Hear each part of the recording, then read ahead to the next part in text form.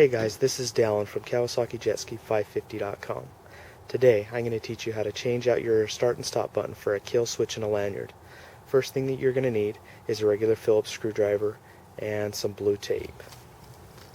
Okay guys, so the first thing that you're going to need to do is you're going to need to take out those 4 bolts on the bottom of the faceplate. Okay guys, so here are the 4 bolts that you have to remove, 2 on the front and 2 on the back. So go ahead and do that. Make sure as you get the last one removed, the bottom plate is just going to fall right off. So make sure you're ready to grab that. Try not to lose any of the bolts. They're made out of aluminum, so they're not magnetic, and you won't be able to find them with a magnet, so be careful.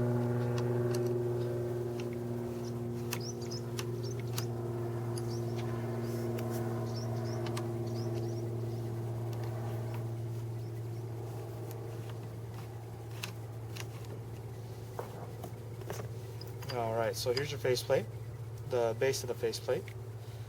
That's the first part that'll come off. After you've removed that, there's a bolt on the inside of the bottom of the housing. Go ahead and remove that. It's a Phillips screwdriver as well.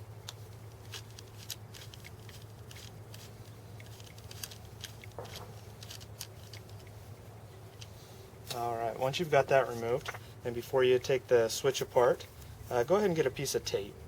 You just use blue painter's tape, and I put that around the cable of the start button. Once you open it up, you won't be able to tell the difference between the start button and the stop button. So if you identify that beforehand, it makes it a little bit easier, and then you won't have to take it apart and put it back together if you put it in backwards. So here's what it looks like after you take the case off, and then you just pull on the old start and stop button, and it'll just pop off, and then you'll have your start and your stop buttons in your hand with the old start and stop. So the next thing you do, just put your buttons back in, put them in kind of loosely, that way you can slide your kill switch in place. Make sure you get your buttons nice and seated well inside there, and make sure they're not depressed. And then get your housing, seat your wires back into the slots, get the top plate of the housing, put that back on, and then follow the same instructions to put it back together. It's pretty simple.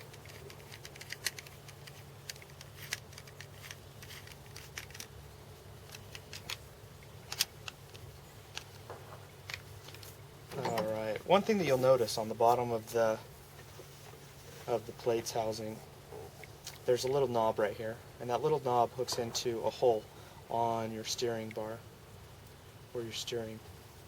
If you want to be able to rotate your faceplate so it goes up or down, sometimes as you're riding it, if you hit your stop button with your life preserver, then it'll shut off your machine. So some guys like to grind that down so that the kill switch can rotate up and down and can be put in a different spot.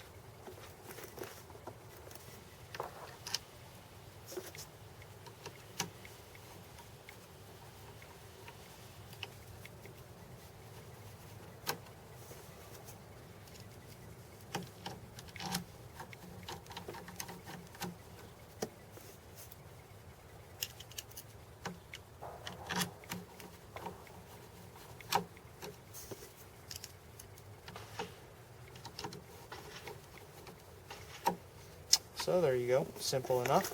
Replace the start and stop button with the kill switch on your Kawasaki jet skis. This will work on some of the 300 models, some of the 440s. It'll work on all the 550s, all the 750s, and the SXR 800s. If you have any other questions, or if you need anything, please shoot me an email. Go to my website, that's KawasakiJetski550.com, and send me an email, and I will get back to you. Thank you.